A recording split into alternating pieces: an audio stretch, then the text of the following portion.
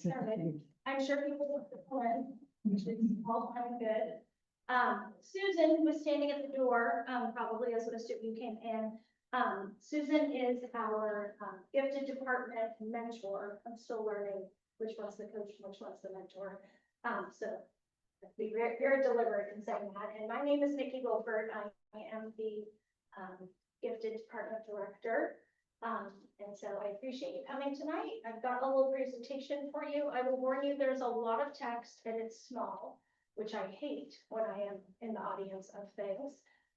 But some of it, there wasn't really a way to condense, like state statute and things like that.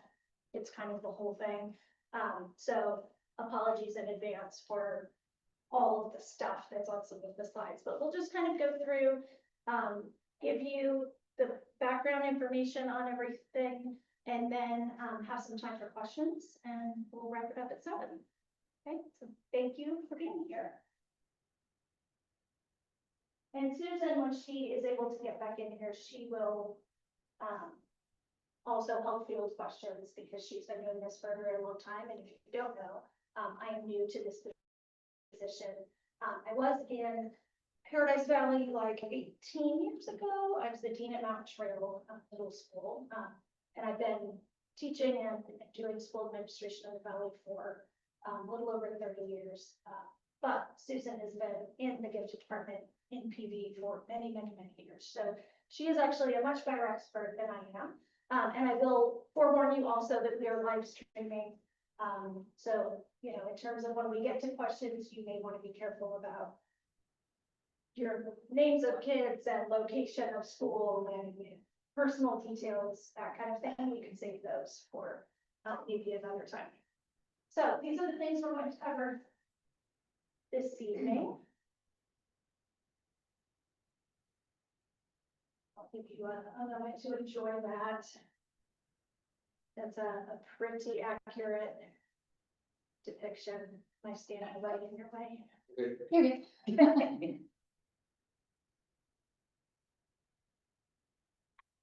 All right, so characteristics and signs of giftedness. Here's where a lot of text and small font begins. So it lines up if you look side to side. Bright kids, gifted kids. I'll give you a minute to look at that, but really that difference being things like the number of times a student needs repetition in order to fully master something is a huge difference in a classroom setting. Things like getting all of their work done versus initiating a project. And oftentimes gifted kids don't get their work done. And that can often be a part of the equation. Copying things accurately, bright kid, dedicated kid, someone who wants to do it all just very correctly, and the gifted kid, they come up with a different way of getting that information rather than copying it exactly the way it's displayed. Enjoy straightforward sequential learning on the one side, and then the gifted child really thrives on that complexity and that depth.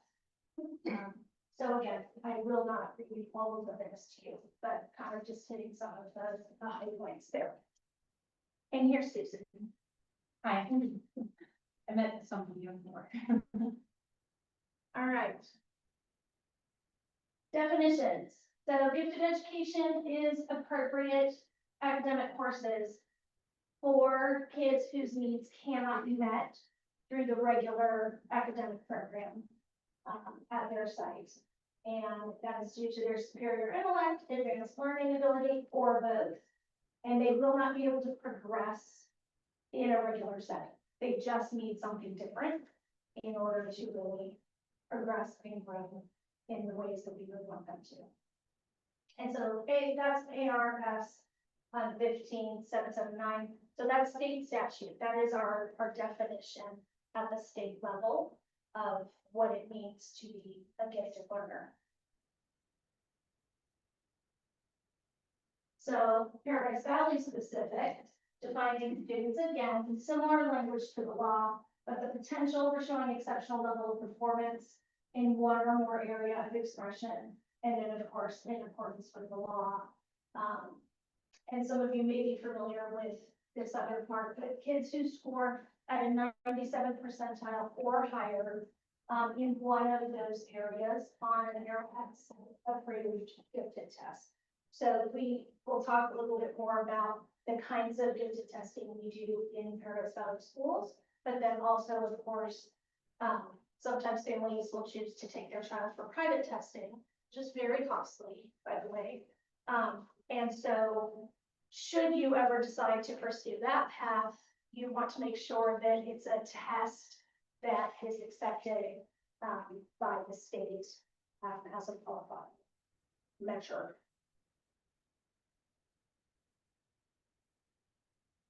All right, we'll give you a second for that.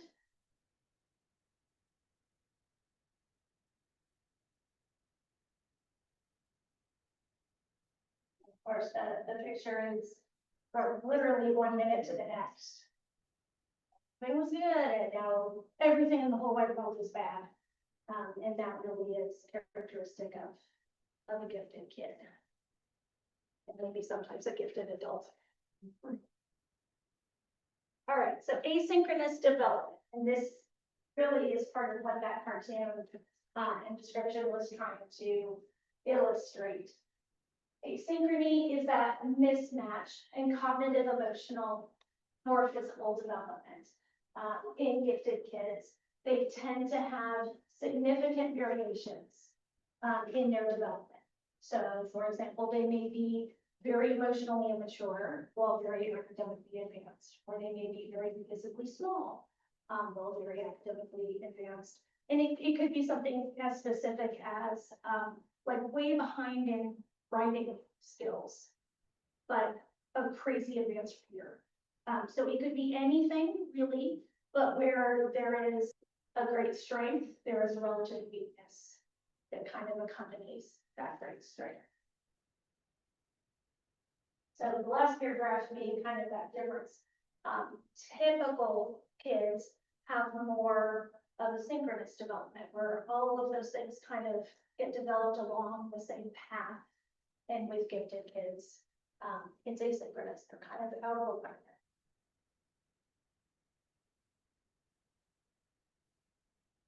And your child was gifted when?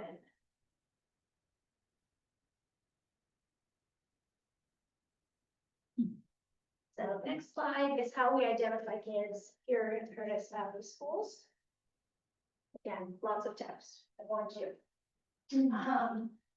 So again, I'll let you read, but the high points are that we use 3 different kinds of tests in our district. And there are times when all kids are tested at once, and then there are times where students can be nominated to test. Again, we'll get into more detail that in a moment. And then that second paragraph really speaks to the types of tests that specifically account for maybe students whose first language isn't English, those kinds of things, so that we aren't, accidentally not catching certain kids who would qualify, except that the particular tool is maybe not working in their favor because of language or something like that. So we use tools that account for those things. Okay, so here are those details, testing timelines. So again, in the fall, COGAT, September, October-ish, is grades 4 through 6 only. And then the winter Nichole test, October, November. This section really is for Title I schools. And if you don't know if you're at a Title I school, we can help you with that information. But those are a little bit different population. And so the test is different, the timing is different, and the threshold is a little bit different. And then there's spring COGAT, and then universal testing for 2nd grade, which means all 2nd graders get tested in the district in December and January, and then the 4th grade tests are August. Like we're at this moment currently testing 4th graders. And the reason for that second grade and fourth grade is, first of all, kids develop and something may change, but also, maybe more importantly, is if we miss someone along the way, if you weren't in PVSchools in second grade, we kind of do one more round in hopes of identifying, the kids who need services.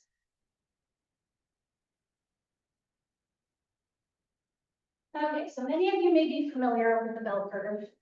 It applies to lots of things, especially in the world of research. But generally speaking, what's important for our purposes in the bell curve tonight is that middle section is where most people fall. And then we tend to think about over here on this left side, that deviation. Exciting. And recognizing that kids who are on that far low end need something different. And so we have special ed for that. And it's pretty commonly understood that those kids just need something different than what a regular classroom can give them. And so we provide services for those kids. Well, the same holds true at the other end of the curve and those gifted kids. It really is statistically the same kind of difference in that those kids need something else. They're not going to get their needs met in a regular classroom setting, just like those special ed kids would likely not be able to get their needs met in a regular classroom setting. Did you have a question? Okay. Susan, if I'm missing anything, jump in. No, I was just thinking about our 50 kids, they process information differently, they think differently. So in the classroom, we are providing services to help with that differences in thinking and have those opportunities, those services that we provide in our district so that the students are getting what they need. Oftentimes it's a little bit more maybe obvious when a student is having difficulty reading, right? So we provide those services. And oftentimes we think on the other side, well, those are gifted students, they'll be fine. But they also need to be addressed. They are thinking differently. They need something different to progress in school, to be successful in school. And sometimes our gifted learners are also on the other side. And those are our 2E learners. So you might have a gifted student who has crazy, wonderful, deep critical thinking, but has difficulty reading. And that can happen in a classroom. Those are our 2E students. And so it's good to know that they can be on both sides and they are thinking differently and are getting services for their needs. So we want to always make sure with our teachers, with the PD that we offer in our gifted department, that teachers have access to differentiation and strategies to help support those students in the classroom, whether it's a cluster, content replacement, or comprehensive gifted. Thank you. And thank you. Please. All right. Lots of text again, but really a lot of what Susan just shared is what this is kind of getting at, that idea that gifted kids are smart, they're gonna be fine. Like, if he's reading high school level books and he's in 4th grade, he's fine. Really quite the opposite is true. That is a myth. And they have unique needs, just like those kids who have special ed needs. So I'll give you a moment to read.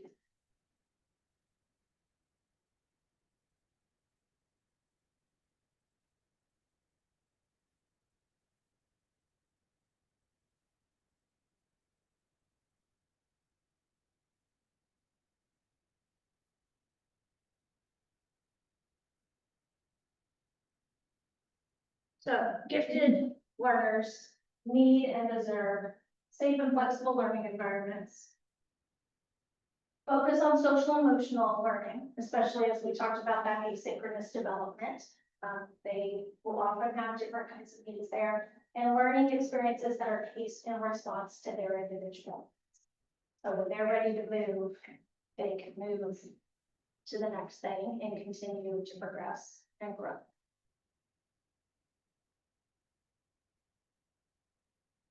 Okay, So I will share with you, I mentioned, that I've been in education in the Valley for over 30 years. I think this is 32. I will tell you, the services for gifted students provided in this school district are absolutely unmatched, anywhere in the state and very potentially anywhere in the country. I have received I started in July, and I've received multiple emails, phone calls from people around the country and out of the country asking to come visit and see our programs. And sometimes when you're in a place, you don't realize it's different or unique or special, because it's just what we do. But I do want you all to know that it's really special and really unique, and a real sort of menu of ways to meet those kids' needs, where most places have a way to meet those kids' needs, and it kind of meets the minimum requirements. We just have so much more. So with this visual, starting at the bottom, kind of working our way up by grade level with gifted preschool. The stuff in black is all by application. And the white side not. Comprehensive gifted at those sites. And then as they move to middle school, you've got Journey at Mountain Trail, and you have Quest at Sunrise. And then you've got the high school choices there. I received also a lot of questions in the last couple of weeks about, you know, my child is in 5th grade now. What happens in middle school? Like, where does this go? And then what about high school?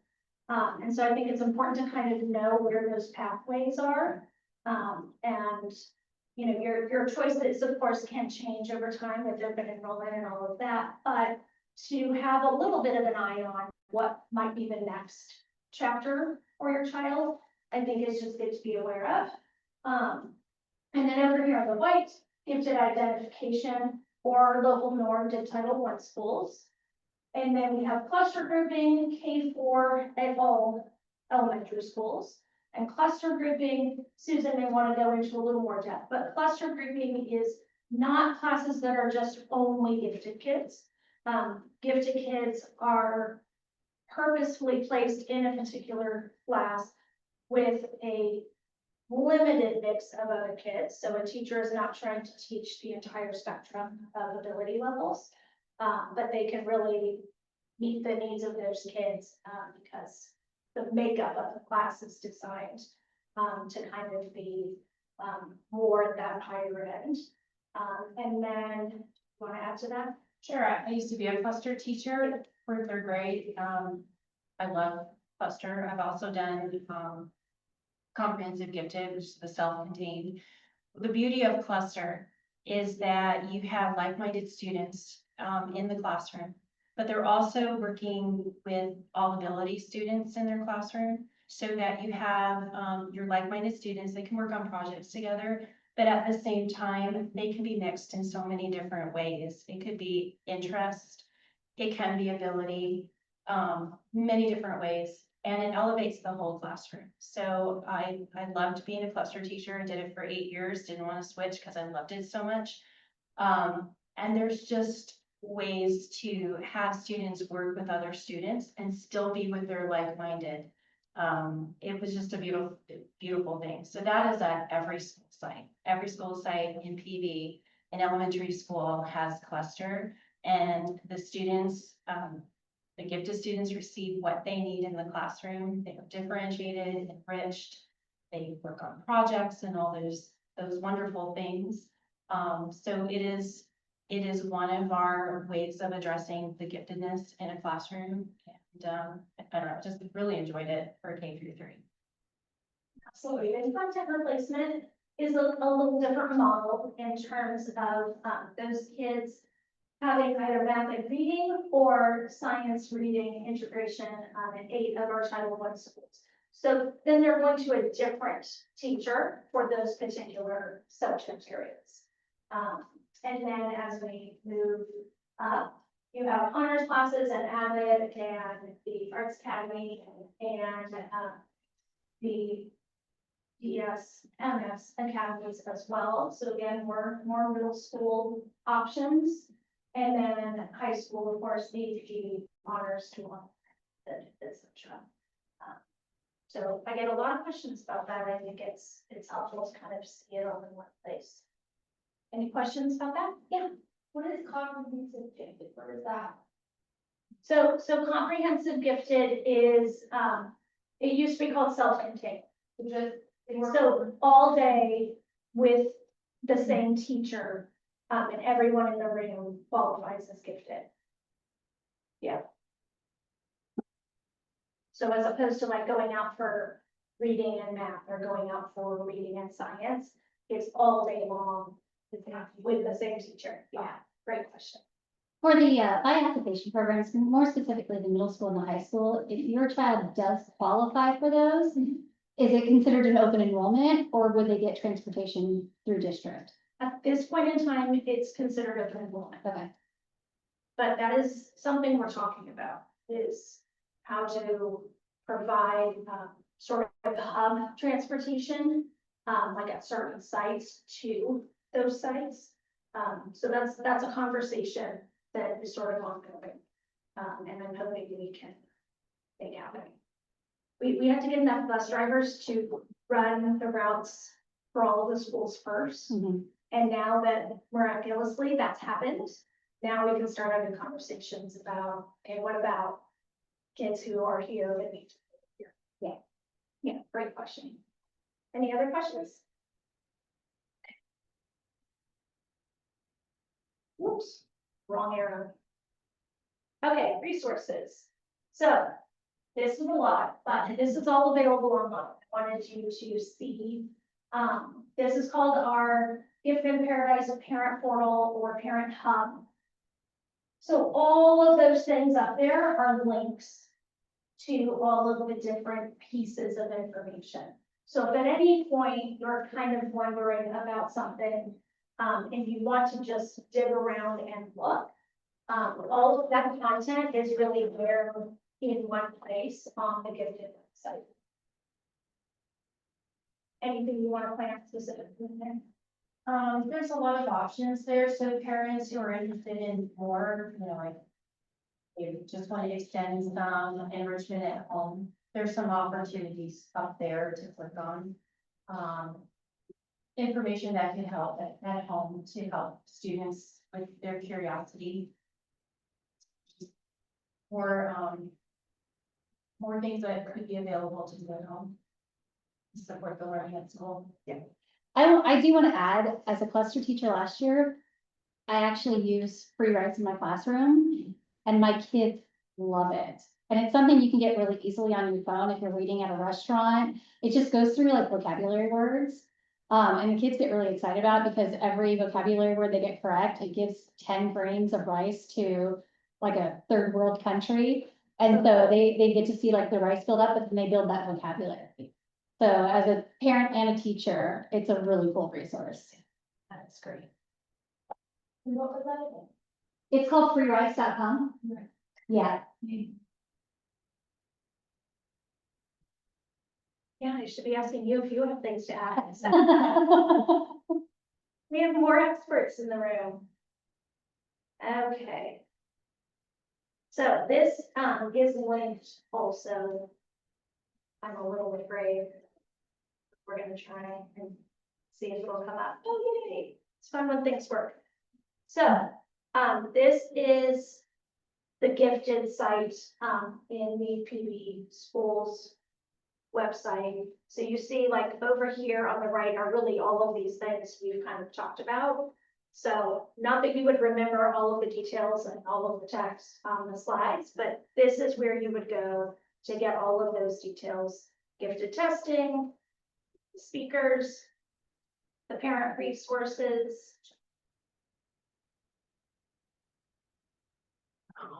It also has the programming at different schools, what's available, because comprehensive gifted isn't available at every school. Cluster is at every school. We have a gifted specialist at every elementary school. And then we have the pre-K, which is a paid program that is at two sites at Fireside and Desert Trails. And then we have 6 schools with comprehensive gifted. So that can give you more information about how students qualify, the application process, preschool, and all those details that you might want to know on that website.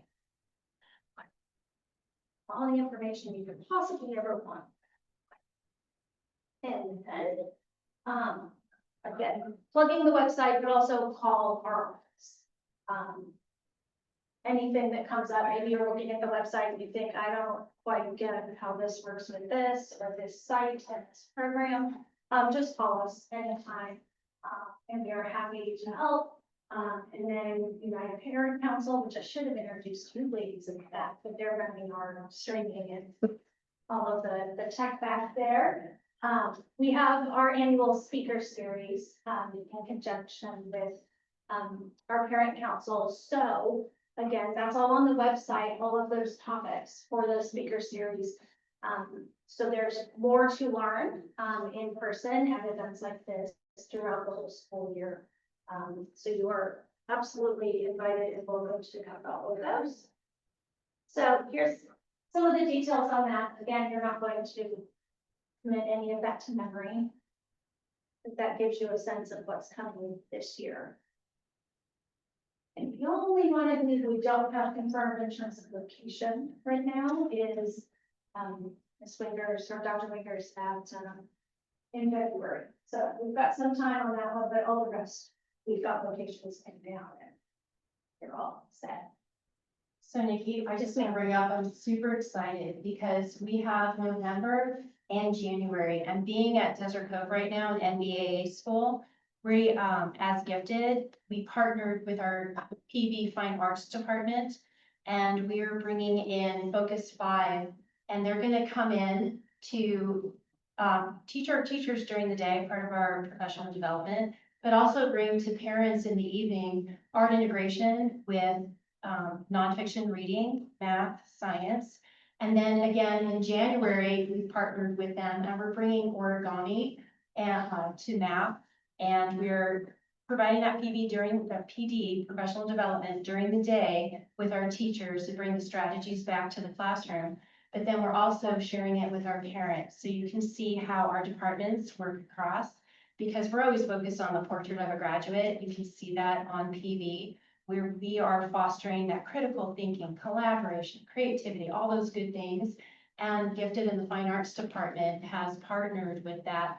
And being at an MBAA school today, which is why we're glad you're here too, that we bring this to all of our schools. We have a partnership with Desert Cove, so we bring this into the classrooms where our gifted kids really embrace this, our teachers embrace it. And it's just a really great opportunity to give our students what they need when they're craving that creative expression. So I just want to point that out. We have some other things going on. We've got the middle school panel. So if you have a kindergartner, I know it's very future forward thinking, but if you wanted to hear from our Journey and Quest teachers, ask them questions, you can meet with them and talk with them. At the end of the year in March, well, not quite the end of the year, we have another panel that is with our elementary school teachers. And so that you can also hear about how they instruct, how they work with the students, and then there's time to ask them questions. So we've got a lot of really great things going on. And of course, Dr. Laura Winger, she's excellent. I'm not really quite sure what the topic is right now, but we're always addressing the social and emotional needs of our students because of that asynchronous behavior. And sometimes they're just really caught up here with all their thinking and their thoughts, and we want to teach them ways to express themselves with same age peers, so that they're not just having the conversations with us, the adults. So Laura Wingers brings in some great strategies and ideas to work with students, not only at school, but also at home, because they're not just gifted during the day, they're gifted all the time. And I know that you are also probably wanting strategies to work with that asynchronous development. So there's exciting things for this year. Thank you. Good. Okay. All right, so this is the phone number to our department office. And then also you've got my contact information up there. I'll leave this up for a bit. And Susan's contact information, and then Deb Adams, who is our other team member, who is our gifted coach, for our teachers in the district. So again, you are welcome to reach out to us anytime with that. And for those of you that joined us a little bit later, I wanted to let you know that we are live streaming. So we talked about when asking questions, you may want to filter personal details, since it's being streamed out. Okay, now what questions do we have? I have a question. What is the difference between the gifted program mentor and gifted differentiation? If we were preparing for the parent, from the parent. Yeah, they work with, and that was one of the first questions I asked when I came to visit. They work with different groups of teachers. So our coach works with the clustered classroom teachers. And Susan, our mentor, works with the comprehensive teachers. Yeah, so just, something with different programs, although Susan kind of helps everybody with everything. Including, We're a good team, all of us together. So we have some overlap because we're always supporting our students. Students always come first. We support our students, support our teachers, to support the students. So there is some overlap, and it's a really good question because we always clarify. But Mrs. Adams, she really helps with, at the cluster level, helping students in those classrooms with getting what they need. So it might be modeling some differentiation strategies, bringing some lessons in, helping the teachers. And I also go into the different classrooms, mostly comprehensive gifted and content replacement. And we do a lot of the same things, meeting the needs of the students and getting those strategies and instructional planning, whatever is needed. And but we're a tight team, you know, we overlap sometimes. absolutely. Great question. What else? Yeah, Sorry, this is a little personal and specific, but I have a kindergarten who qualified for comprehensive gifted, but needs to retest to qualify for comprehensive first grade. And you said the K testing was February, March, but the 1 through 6 comprehensive application is October. So do we test those kids before? So that might be, I'm just thinking of maybe an individualized question to Yeah. come to later, to see when the last testing was. So that might be a separate conversation. I'm getting that, sorry. Yeah. Just because we would have that's to. a relevant question for sure. And there are some guidelines, because we don't want kids testing constantly, right? Yeah. It's not that fun. So there are some guidelines in terms of when they were last tested and when they can test again and stuff like that. Okay. Yeah, so give us a call. If they go to that, one PD Yes. Perfect, thank you. Other questions? Yeah, that was kind of like one of my questions, would be like, so, their job when like, cluster. The next year, do they have to test again for cluster the following grade, or they just put in that class and one comprehensive that you have to test for each year, or they automatically just kind of carry over and once they get to 4th grade, and they test again for it? Great question. So moving from cluster to comprehensive, So when a student is identified as gifted, they might qualify in one area, 2 areas, 3 areas. The one area would be a cluster placement because they're identified as gifted. For comprehensive gifted, the self-contained, we would need 2 scores. So then that student could get tested again, or maybe you're fine with cluster and we'll just leave it at, where it is. So if you have a child identified in one area, they could get tested again, but they don't have to retest to stay in cluster. Okay, so like it's for the following grade, they don't have to retest, they'll just carry on to the cluster. of the They're next grade. gifted. Yeah. They're gifted, right? They're identified in an area of strength, and if you wanted to learn more, we can test again. There has to be a year apart with testing. And within our district, we will test up to 3 times internally, over the years. But like Nikki said, we don't want to constantly test, like maybe a maturity level needs, help the student. But once they're identified as gifted, they're gifted. Thank you. what else? What are the differences like in curriculum that you could expect to see?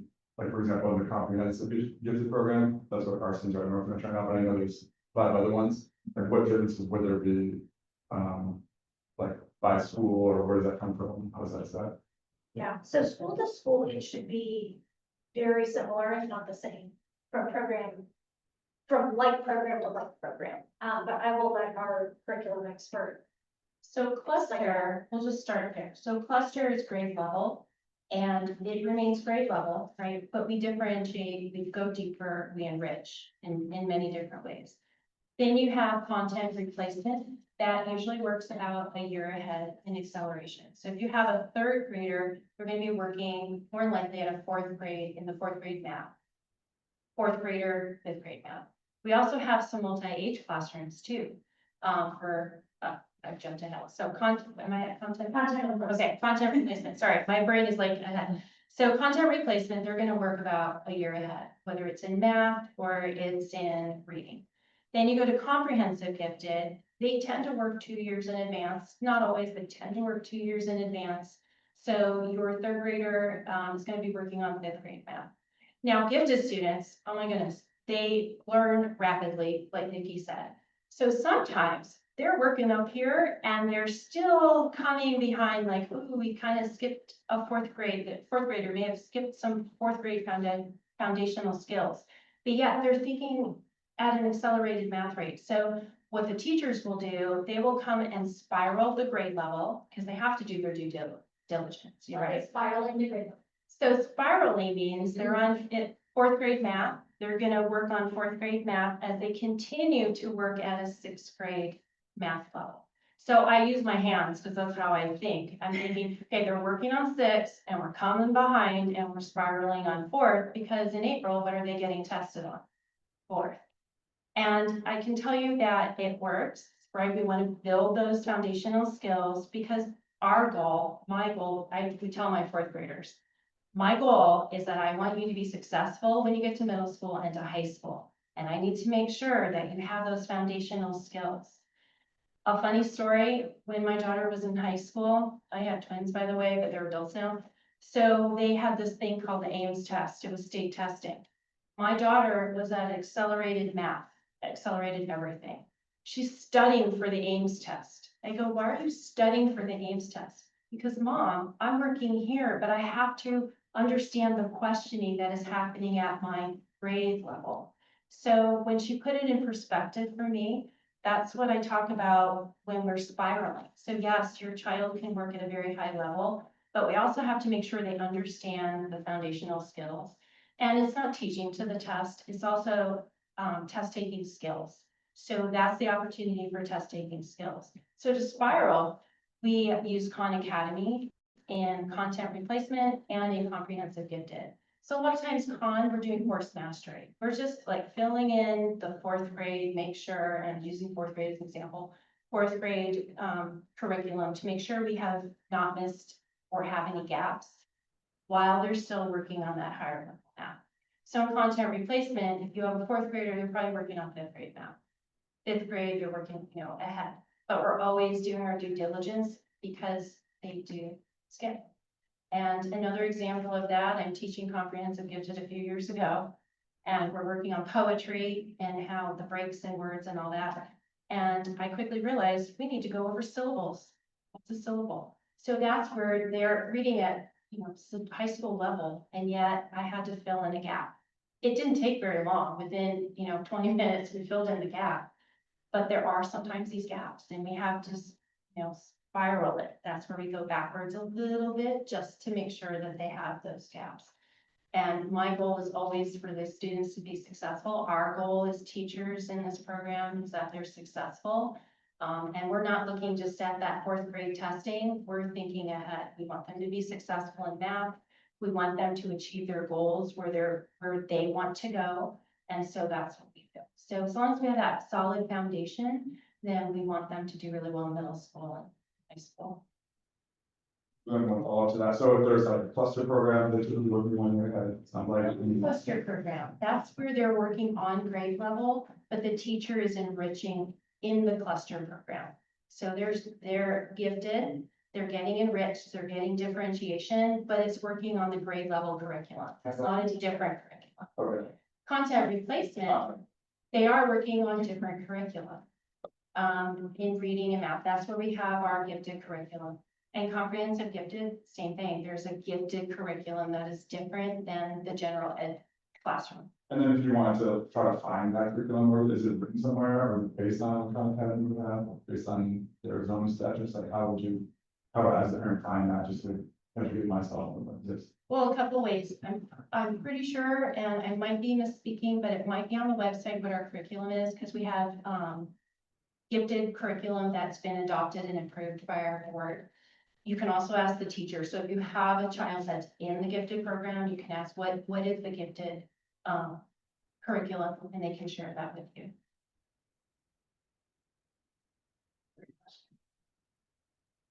What else?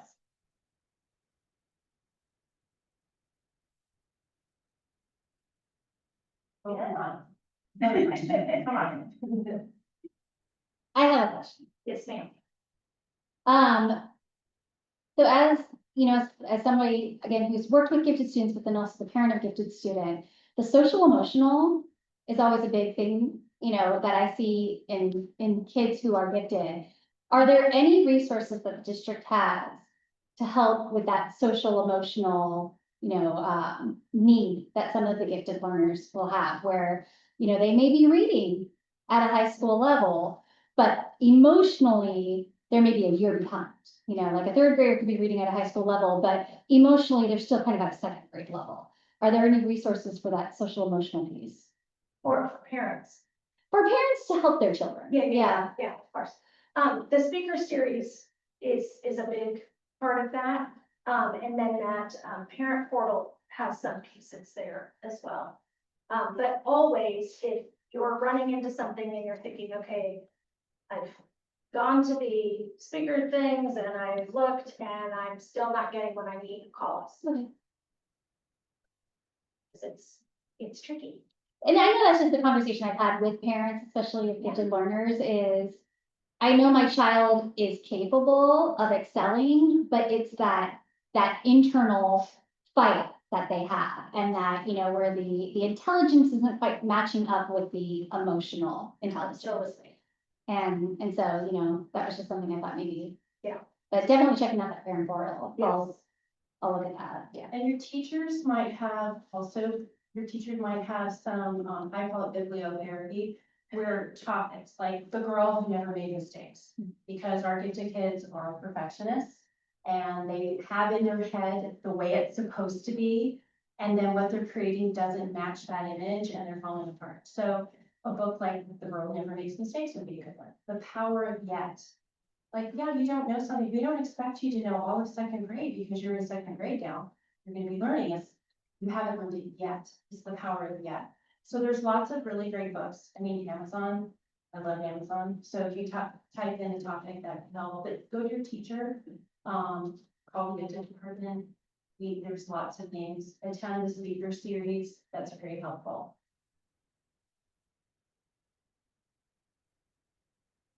Yeah. So portal, where is that, what website is that? There's any different websites that I've signed up for? And so I'm just wondering which one is, that is in a process. Yeah, so if you, just go to the Paris Valley Schools website and then go to the gifted page, it's all there. Oh, you don't have to sign in to get to see that calendar. No, Okay, but I thought portal was. Yeah, portal sound makes it sound special to get into. But no, it's right there, yeah. Questions? Well, invariably, you'll get in the car and about 5 minutes down the road, it'll go, oh, why didn't I ask? So call us, email us, of course, check out the website, we're happy to help. Thanks for coming. Appreciate it. Yeah. Yes, Can she ma'am. say something real quick? Of course. Go ahead. Depending on that, yeah. Nominated. Real quick. You can always contact us at UCC. We are parents and we both have gifted children in different programs and different schools. So if you ever have questions, you can email us and we will email you resources that sometimes the district can't give. Just Yeah, for legal reasons. Yep. So, So what they're saying is, they can tell you how it really. I didn't want to say that. But you can ask us anything. We will answer. And I just looked on the website, if you go to the gifted section, there's a spot that says parent resources, and the portal is under parent resources. Okay, Yeah. thank you. But a lot of times, if you email any of the gifted teachers, either the content replacement teachers at the school, or I've even noticed, Susan, in your emails, they have it in their signature available for you, so if you ever get an email from any of them, it's usually in that. Oh, Although I did just get one of those yesterday and it took me to last year's portal, or I don't know if you just got it, so it might be better to go Okay. to the website. Is it the same thing? They had it all. It's mostly the same, but it'll have like the previous employees and that contacts and that kind of stuff. Okay. So the updated one is on the website, but we need to push out to teachers to Yeah. make sure that they've got the updated one in their signature. Yeah, thank you, that's good to know. All right, awesome, thank you, appreciate it. Thank you. Drive safely. It was so weird sitting on the other side now. You know, we're trading. Yeah, I I'm just saying, yeah. I was really trying, I was really just hold that. No, don't ever do that. But it is nice to see it from this person.